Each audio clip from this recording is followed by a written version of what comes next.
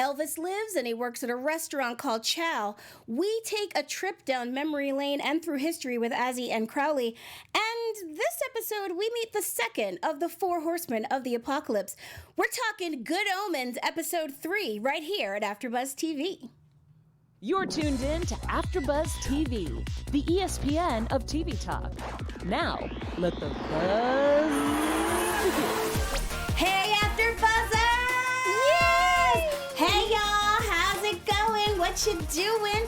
So glad that you're here with us. We are talking episode 3 of season 1 of Good Omens, entitled... What's it entitled? Hard Times. Hard Times. Ironically, this happened like seconds before we went on, and I can't remember the name. I can't keep that name in my head. Hard Times. We're talking about hard times because in this episode, we get to go through the entire history of the world with Crowley and Azzy. We get to talk about when Anathema and Adam meet each other. We find out that Shadwell has been Crowley's homie, and they have been working together for years. And Newt notices some really interesting weather phenomenon that we're going to get into and talk about it all right here. But before we do that, let me introduce myself. I'm Nikki Bailey, and I'm here with the very awesome Cherry Davis. Hey, Good Omens fans. Hi, everybody. We have so much to talk about. How much are you loving the show, Cherry? I am loving it so much. I feel like I should do a few Holy Marys because it's a sin to love something this much. Oh my gosh, wow. She's doing it with the blasphemy. You're like loving the show more than you love even anything else. Ooh. She's going to hell, which is fine because that's where she wants to be because that's where Crowley is from. So... I'll be going to the in-between place. The in-between place. Okay, yes. I like that. I like it. So let's start with like overall general impressions of this episode, Cherry. I really loved getting to know everyone a lot better. And their relationship over the eons was just like couple goals or friend goals. Mm-hmm. I mean, we should all have a best friend for when the apocalypse is happening. True. Gives a whole new meaning to BFFs, right? Like they have been best friends, or at least they've known each other since the beginning of time. I know. Or at least the beginning of the Earth's time. So we got to go back in history. We started with with Azzy, because you guys know I'm not saying his whole name because I can't. But we start with Azzy back at the Garden of Eden, sort of like, bricking it back up after Adam and Eve have left. And God is like, dude, didn't I give you a flaming sword? Oops. I think he lost it. He lost it. He gave it to Adam and Eve when they went out into, the world.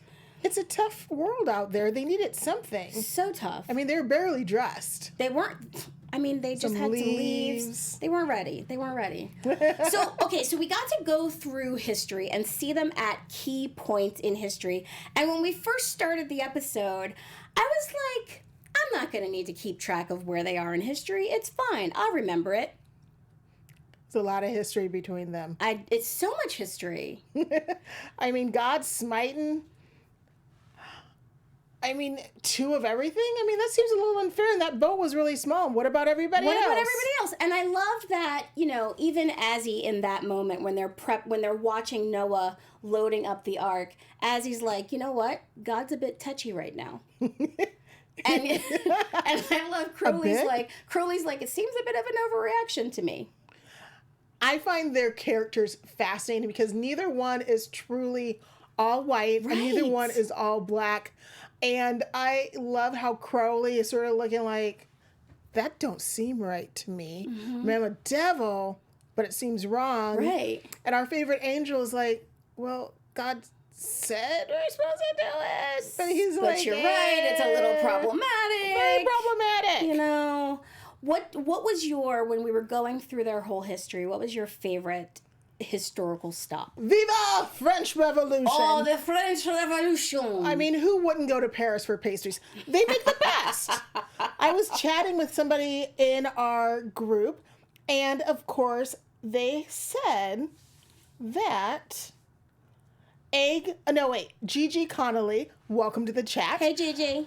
said, I loved it. I'm so glad that they added that in so you really got to understand why they are the way they are with each other. Yeah. I loved being able to see the whole history too, because not only do we see, you know, that they've had a hand in like everything that's ever happened. Everything.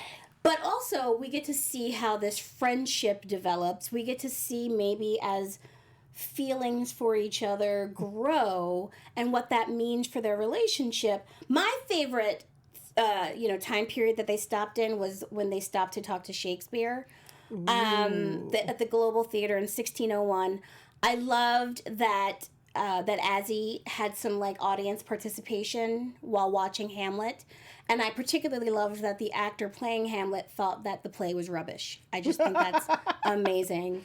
And it's not my favorite Shakespeare play. No, it's not. It's not. What's your favorite Shakespeare play? Romeo, dear Romeo. Yeah, that's mine too. I loved also that obviously it seems that Crowley then is responsible for Shakespeare becoming huge. For successful. Yeah. Everyone's main punishment was to see Hamlet. So it's sort of like hell on earth. And it kind of lends itself to the whole thing Crowley talking before about how everybody in hell, like all the best artists are in hell. So it's a party in hell. It makes you wonder, like, is Shakespeare actually down there because of this favor? I have to say my other favorite moment was when Crowley went into the church. That was when you knew he was down for his angel, was willing to get them burn on, and was like, you know, I'm kind of like team Nazis, but don't mess with my boy. Right. Like because they came up with this idea, right? So the arrangement, they call it, where Crowley proposes at the Shakespeare moment. Crowley says, look, why do we both have to go to Edinburgh? Why do we both have to go out and do things? You know how to work miracles, and I know how to create temptation. We can both do all of it. So, like, why do we both have to go? And so they start, like, passing off between them assignments so that they don't both have to show up together. And they're working together throughout history to the point where Azzy has gotten himself in trouble. He thinks that he is about to, like, catch all the Nazis and stop them from doing what the Nazis did, and then he gets double crossed, which was hilarious and wonderful. He's so innocent. Like, he so can't sweet. handle, like, it's so funny. So, and they wanted, what I always thought was awesome is that the Nazis said that Hitler was really interested in the Agnes Nutter book. Hitler in real life was interested in using spells and whatnot. But the fact that everybody knows about the book and they can't find the book, and there's only one copy with the family living large in Malibu, is really funny. And the fact that the angel was like, not even if I had it, y'all can't have that. And also, I also loved that he found a reference to it in a card catalog in a library. And it included a prophecy, which was for 1972, don't buy Betamax. Don't buy Betamax. Don't buy Betamax. But the video was better than everything else. Now, I have to say, Renji90998 popped off and said, lots of artists probably sold their soul to be famous. You hear about it in blue songs. Shout out, Renji. Yes, you are right. So funny, so true. So true. And that's why all the great artists are in hell, selling their souls. Jeez. They really do. So then we get to fast forward through. Oh wait, we did talk about Crowley and the hot floor with the Nazis. That tickled me to no end. That was really cute. It was such a history, and you know what? If you love history, and more importantly, if you love TV, we have to thank you for watching us here on AfterBuzz TV. We love all of you, and we love sharing our passion for TV, reality, drama, sci-fi, red carpet, geekdom, everything. Now, I know you're here watching us on the sci-fi, so I know you probably should be watching iZombie and Swamp Thing and One Punch Man, but don't let that put you in one channel, because we also cover The Good Girls, The Shy, Southern Charm, American Princess, and of course, what? Bachelorette. We have everything for everybody. So make sure you subscribe not only to our channel to hear about new shows, but also the other channels to see new and old favorites that are returning for the first, second, third, 10th season. I've been on AfterBuzz TV for about 2 years, and I really love it. I've made so many new friends. I've been very lucky to get guidance from our founders. And more importantly, I've been able to share my passion with all of you. So please give us a thumbs up, subscribe so you get reminders of when the next episode will be airing. And of course, listen to us on Apple. We love when you guys give us 5 stars, thumbs up, leave comments. We read them, we respond, and we are enjoying and loving talking not only Good Omens, but all the other shows. Absolutely. Cherry, that was so heartwarming. My little Grinch heart grows big every time I'm here on AfterBuzz TV. I know, me too. It's just so fun, and I love talking TV. I love talking my geekdom. Me too. It's like the greatest gig ever. We get to watch TV and talk about it. Yay! And we get to learn about new shows that we may not watch. Exactly. So it's awesome.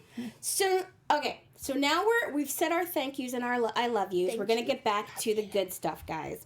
So we're still in the church in the Nazi era.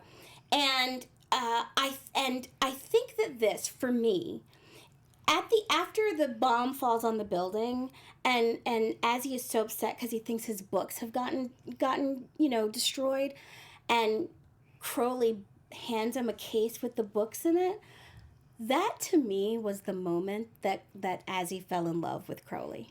Oh my, who doesn't when you save the books? Like Billie Jean Girl 24 says in the chat, Aziraphale was giving Crowley a look when he saved the books for him. Mm-hmm. And it was like his heart just went in his eyes. It was boom, boom, boom, boom, boom, boom. It made him look at him in a new way. And I really think that before it was more like a friendship, and all of a sudden he realized he gets me. He understands what's really important to me. I mean, God's important to him, of course. He's an angel. But he loves books, which is why he's a bookstore. And it was this heartwarming, touching moment where Azzy was like, this demon cares enough about what I care about to save the books. And that, to me, was the beginning of a bromance, shipping. I'm so I'm shipping it. I can't figure out what our shipping name should be. Should it be Crawlaz? Arely? It's a tough one. Both those names do not roll off the tongue. They're sorry. not. I think we need to keep working on that, guys. If you have suggestions about our shipping name for Azzy and Crowley, let us know in the chat and in the comments. We want to hear, sort of like Brangelina. What is the name that we should give the two of them? So it's a tough one. It's a tough one. Let us know. We will check and we'll talk about it next week. Or next week, the next time we do this, which will be Wednesday evening at 7. So, I think. So, then we fast forward to 1967 Soho, where Crowley is trying to put together a heist to steal something from a church. I really thought it was going to be like a cross or something. Me too. I was flabbergasted that he wanted holy water. And then when he said why he wanted the holy water, I was like, oh no. Yeah, because as he says to him, like Crowley asked Azzy for some holy water as like insurance. And I didn't know what that meant at first.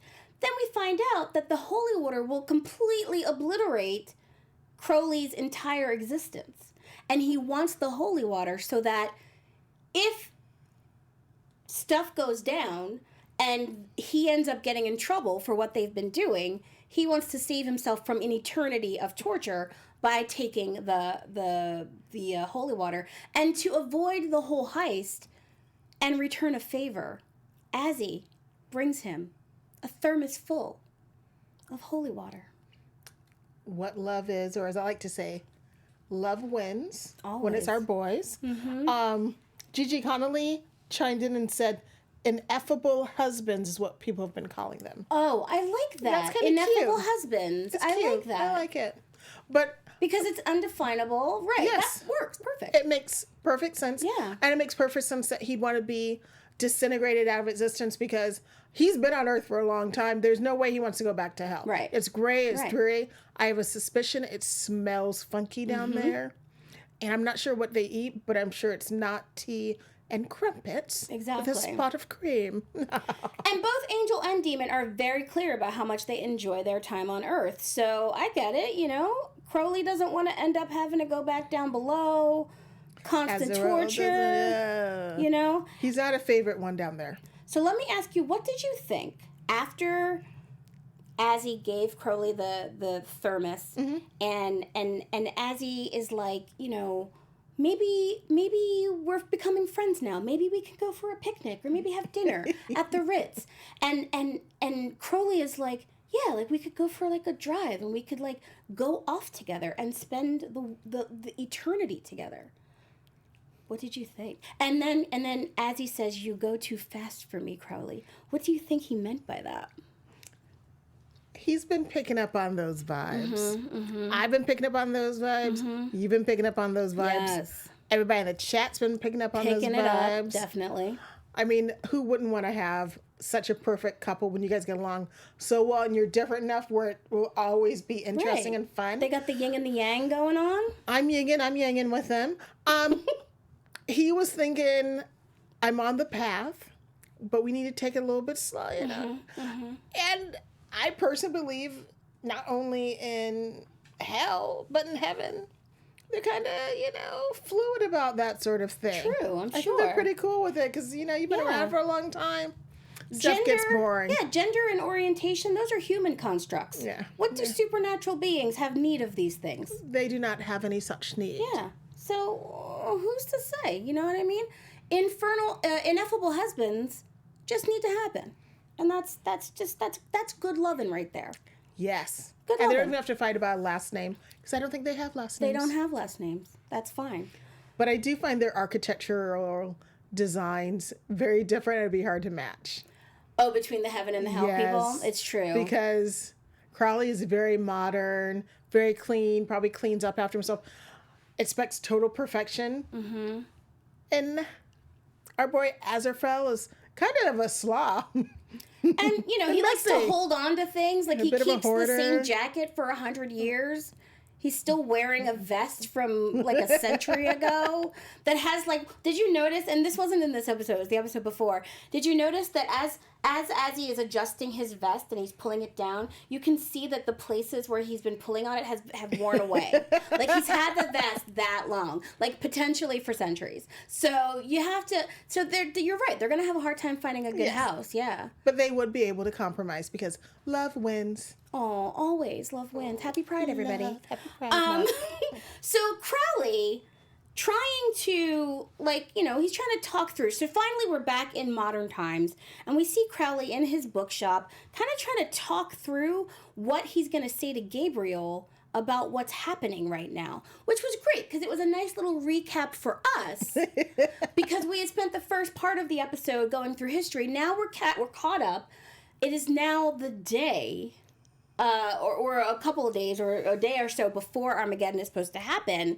And Crowley has to check in with heaven and he's trying to figure out what to do next. So we then see that Adam comes across Anathema.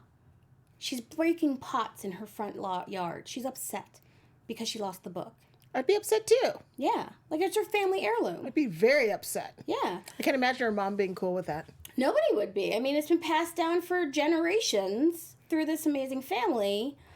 And so what did you think of the moment where Dog refused to go into the house? What did you think of that moment? What went through your mind? Well, he can't go through because of the horseshoe.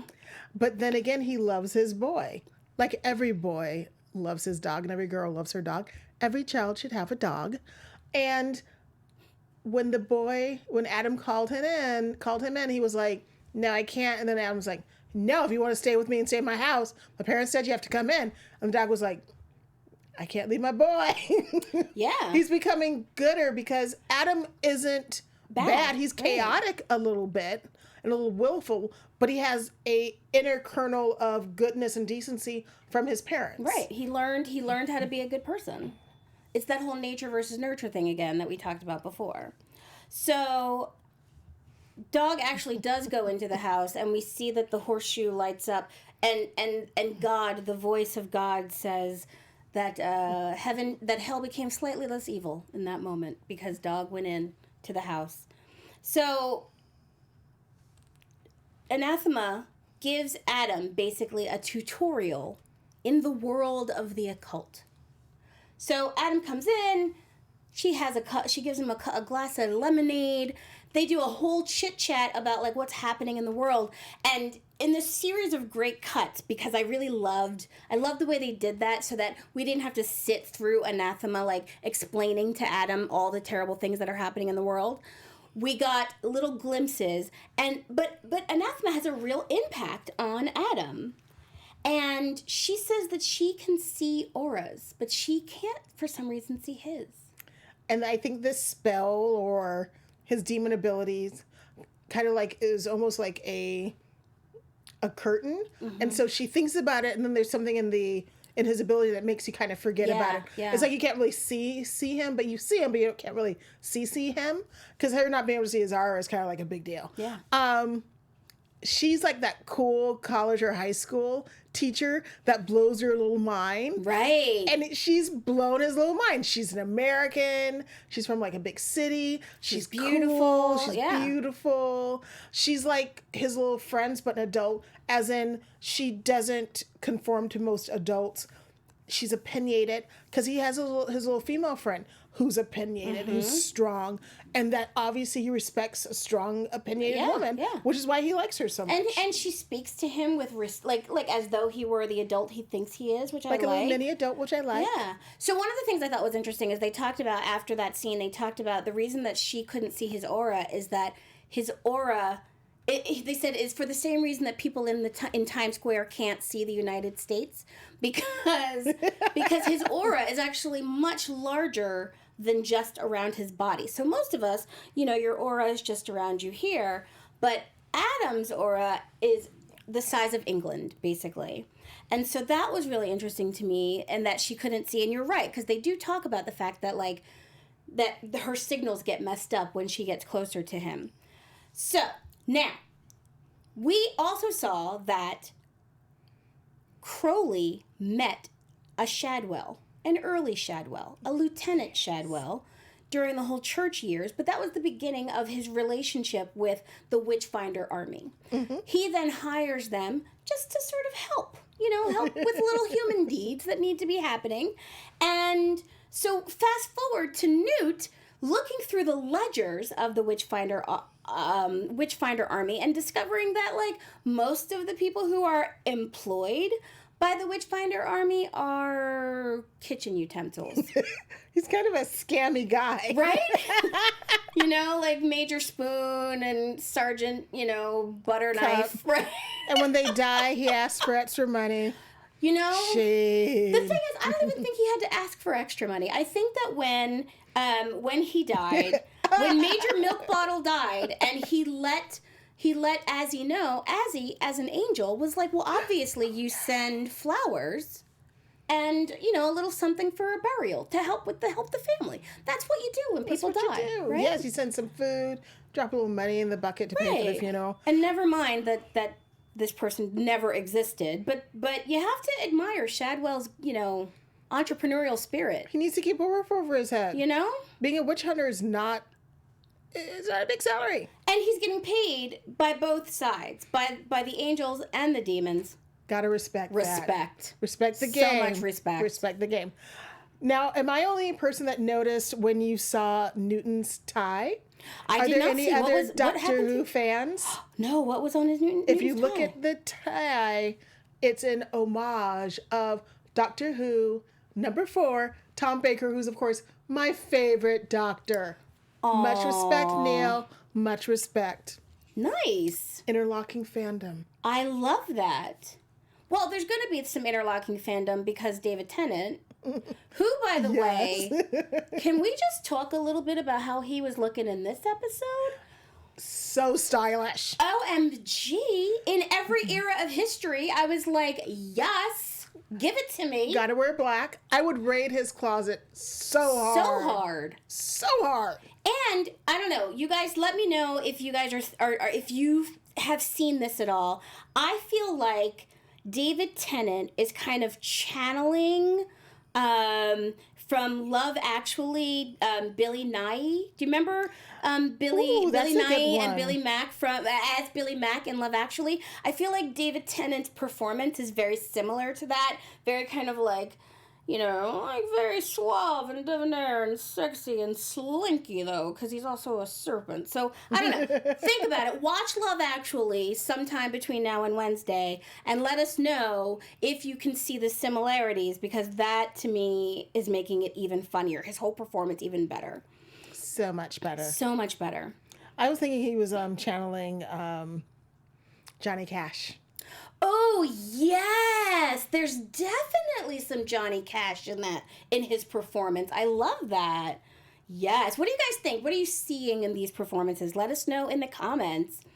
So, Azzy has to explain to Gabriel when he goes up to heaven that the Antichrist that they think they have is not actually the Antichrist. We all make mistakes. We all make mistakes. And he wants to see if there's a way that he could officially avoid war. You know, he's like, let me ask Gabriel and the rest of the angels. Maybe there's a way we can officially win, you know, like not have to go through this. I loved that Sandalphon, the angel Sandalphon, has gold teeth. I loved that John Hamm as Gabriel had a violet eye and a black eye. And I didn't catch the name of the black angel with the gold makeup that I am so going to be wearing the next time you see me. Oh, that was because cute. I could totally pull that off. Thank you. So I did write in my notes, angels have gold teeth. I wrote that in my notes, no lie. Angels are awesome. So Azzy calls Shadwell in the current times and says, hey, I need you to send somebody. They meet for coffee, and he says, I need you to send somebody out to Tadfield. There's something going on. I don't know what it is. Or no, he calls him and says that. And then, you know, so now we're seeing that all roads are leading back to Tadfield. Even Newt Pulsifer, in all of his research, realizes that there are all these, like, perfect weather days in this region of England. There's signs. It's the perfect weather for every day, for every time of the year. Right. They always get snow on Christmas Eve. Yeah. Which would be awesome. It's always neither too hot nor too cold. Mm-hmm. The right amount of rain. It's so picturesque. Which is wonderful, except not normal. And so Newt says to Shadwell, this is one of the weird phenomenon, because, you know, Shadwell's got him on this whole searching newspapers looking for like the actual like witchy content. And so Shadwell's like, look, I don't care about the weather. Just look for witchy phenomenomala, which is, he says it sort of like that, some really long way. And he convinces Shadwell. He says, look, like, this is weird. This whole thing happening, and it's happening in this one region. And Shadwell's like, wait, is the region Tadfield? Because now we've got everybody pointing in that direction. Like sniffing dogs. Sniffing out on dogs. a scent. Yeah. Because both Aziraphale and Crowley are both directing them, but they're still not 100% exactly where they are. Right. And then when you think about My Little Witch Hunter, it seems like he, as a computer person, you read signs, you build codes, you sort of look around and figure out what isn't working so you can fix it. And I think for something to be perfect, that just doesn't compute for someone that's like a computer person. Well, Newt is a bad computer person because remember, every time he touches a computer, something blows up. He's not a bad person. There's something in his body chemistry and that's making him unable to. But he knows how to do it. He knows how to do stuff. It just breaks. But he also has like a natural, like he's naturally good at finding weird phenomenon as he's doing this search because it's in the blood. It's in the blood. You know? He comes from a long line of witchfinders and knows the job. He, learns it very quickly. So, then another big awesome thing happens and we get to meet Dr. Raven Sable. So awesome. So awesome. Dr. Raven Sable, who is the second of the 4 horsemen of the apocalypse. So evil. Messing with food. And so he is creating a food that is not food. So that the idea is that you would eat regularly, but not get any nutrients, so you'd still be starving. So diabolical. So diabolical. So evil. Ah, you gotta love it. Famine. And I bet you'd keep gaining weight, too. Oh. There actually is. Well, I don't know. I hope they talk about it in one of the episodes. But in the book, they talk about he invents a food that's very high in calorie but has 0 nutrients, and so people gain a ton of weight but still die of starvation. That's hell on earth to me. Yeah. And you know it probably doesn't taste good. Yeah. So damn you, famine. Hey. I've heard some really interesting things going on around the show. I think you should tell us about some of the things that you've heard. Well, for our special news, I saw a contest on Amazon Prime, Good Omens on Twitter. Mr. Neil himself is signing some books and giving them away. Neil Gaiman is giving away books that he has signed. And you can enter through Twitter. I retweeted it on my Twitter account so you can get the directions.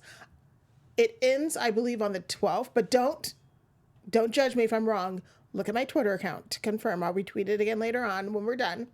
But I know I entered, and I am a bad, bad, bad angel, because if I win one, I will not give it away. I will keep it for myself.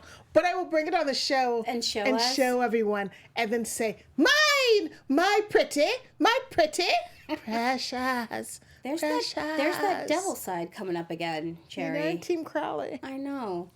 Well, if I win Neil's book, I'm keeping it too. I'm sorry. It's a book signed by Neil Gaiman. Come on. Like, we're selfish. He's awesome. He's so like selfish. One of my favorites, and I'm going to give away a book that he signs? I don't think so. Forget about it. So anyway, sign up for the contest. If you win, please let us know, because we want to celebrate you if you do win. We want to be a part of the celebration and maybe touch the book or smell it. Or if you want to give it to one of us. Or give it to us. We would totally take it and love you forever. We totally would. Kisses. We would be BFFs like Azzy and Crowley. Forever. Oh my God.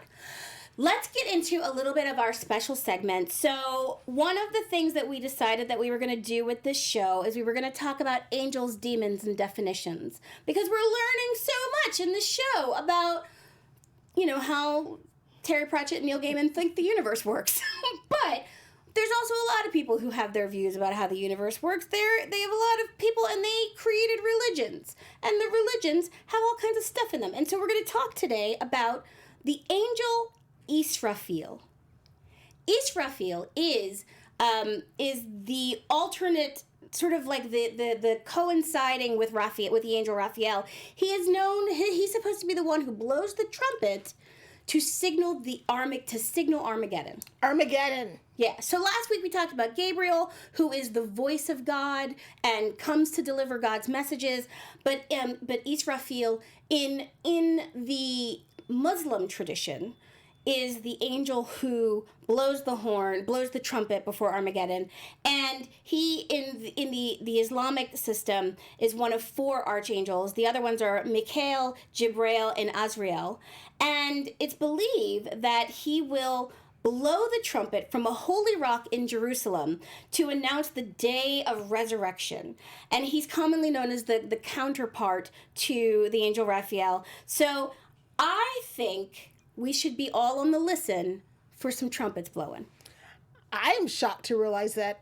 I really didn't realize angels were in other religions. So, mind blown. Yeah. Thank you, Good Omens, for a little bit of education. Exactly. I have not, I've studied Christianity quite extensively, but had never known that Islam has their own angels, and that there's so much crossover, because Islam, Judaism, and Christianity are all the Abrahamic religions. We call the people of the book all 3 religions. And so there's all this common ground in like the theology and terminology that we use. So who knew? Who knew? And it's interesting, his robes were very ornate and very pretty. I would totally wear that as a robe around my apartment. Word. It looks like the angel Aziraphale is fab. Stylish, very handsome. Oh my God. Love and can play an instrument. Some angels. Yes. Okay. So, where are we? Alec Henning tried to find the angel's name for you. Couldn't do it. Thank you so much, Alec. Thank you. Thank you. You're awesome. We will try. We'll put whatever we can in the description of the show. If we can get the link in there for the contest, we'll do that as well. So we go back to Tadfield. We see Anathema in the street. She is trying to find her ley lines. She's looking around. She's seeing all the people who live there. She can see their auras. Someone comes up to her. His name is R.P. Tyler. He's the head of the neighborhood watch. And he tells her that if she's come here to smoke her spliffers and bimble off in woo-woo land, then she is not welcome. Not welcome. Because you can't bimble off in woo-woo land. That, I only brought that up because I wanted to say that phrase. I didn't know what it meant. I couldn't figure out if he meant that he thought she was a prostitute or smoking marijuana. I think he thought she was one of those, she comes from the city to smoke marijuana in a cottage, and I don't know if that's maybe that's a thing in a small cottage in England. He did not like strangers. He did not like strangers, but she convinced him that she, was just renting the place. So Adam, but she's been this really great influence on Adam. Maybe great, I don't know. But she gave him some magazines so that he could read about the things they talked about. And he is obsessed because we see Adam trying to explain to his parents what he's learning from these magazines. And he's like, there's ley lines, and his dad's like, ley lines are bollocks. That's not a real thing. and then he's like, yeah, but there's also Tibetan monks who dig around under the ground and they build tunnels. And his parents are like, dude, don't you have something to do? And he realizes that these are not the people to support this, his whole interest in the occult. But as he's falling asleep, he's reading his magazines. And he falls asleep after having just read about nuclear proliferation and Atlantis and Tibetan monks. He falls asleep, and as he's falling asleep, he hears these voices whispering in his head, you can change it. You can fix it all. I think those were devil voices. They were devil voices. Trying to cause some trouble. But y'all don't know Adam like how we know Adam. Adam is not evil, but he is a child. And when a child tries to fit something, not quite 100%. They use a child's solution. And in Adam's mind, the best solution to nuclear proliferation is to just get rid of nuclear material altogether. And so somehow in his sleep, he makes the nuclear reactors all around the world disappear. So on one hand, that's bad. Right. But on the other hand, awesome. No more nuclear threat. Right. And of course, we do have alternative ways of getting energy. Wind, water. I don't know. I'm not a scientist. And especially since even though there's no longer any nuclear material in the reactors, those power plants are still producing power. I think it's a win-win. I mean, sure, the world's going to end in a day or so. But it's a whole day without nuclear, waste. Thanks, I'm Adam. okay with Adam. Me too. Hey kid, you got it going good. I'm okay with it too. So we end the show. Kind of like, wait, what's just happened? What's gonna happen next? Cherry, what do you think is what? First of all, tell me, what do you wish that they had done a little different in this episode? Was there something you wanted that you didn't get? I felt this was a very well done episode.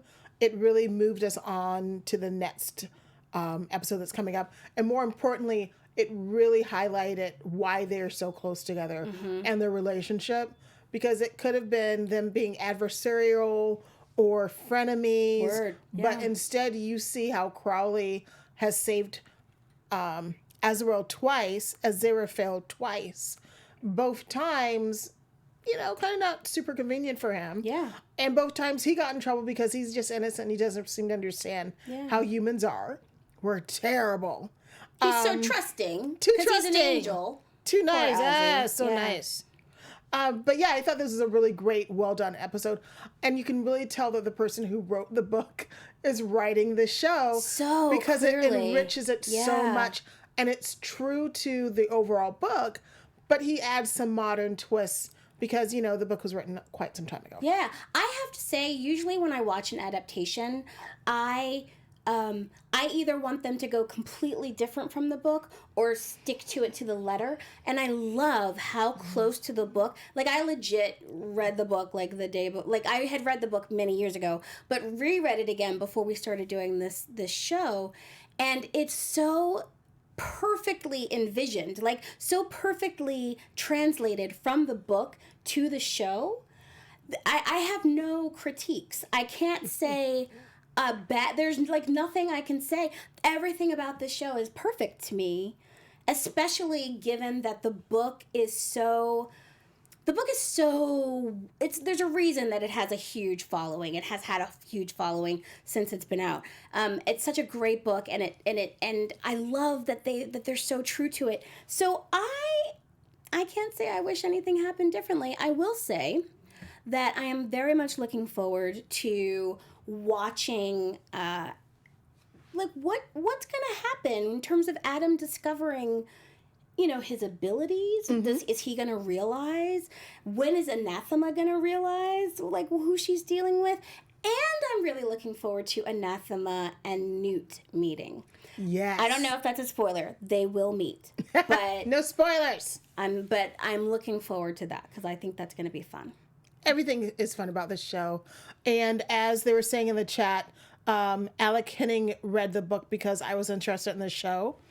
And Gigi Conley says it's definitely made with love and respect. Mm-hmm. And not only love and respect for the show, but love and respect for the fans. For the fans, who read the books, and then the new fans, because he's added a lot more details that you may not have seen in the book. But he didn't want people to get bored and say, oh, this is exactly like the book I'm kind of bored. He's changed it enough so everyone is getting something. And even the Easter egg with the Doctor Who tie, they're doing so much fan service to make sure that, even if you're not... Basically, the show, it's on AfterBuzz's Sci-Fi Network for Sci-Fi Fantasy Network because it's obviously, a fantastic thing. But they didn't have to cater to the neuroses of us sci-fi fantasy fans. They didn't have to. But they know that we really care about the details and that we care about continuity and we care about, references to other geeky things. I'm very pleased and so happy and loving this show. So guys, we will be back here on Wednesday evening to talk about episode 4. If you want to make sure to catch us, go ahead and make sure that you're subscribed to the YouTube channel so that you can get alerts when we're about to go live. We cannot wait to talk to you about the next episode. Cherry, where can people find you? You can find me, Cherry_LA, on Twitter and Instagram. And you should find her because she got all the news about the Amazon contest with Neil Gaiman, okay? So, find her. Okay. And you can find me at Nikki Bailey _ on Instagram and Facebook and all the other social medias. And you can find me at NikkiBaileyComedy.com. We have had such a great time with you guys. We cannot wait to talk to you about the next episode. Happy watching, guys. See you soon. Buzz you later.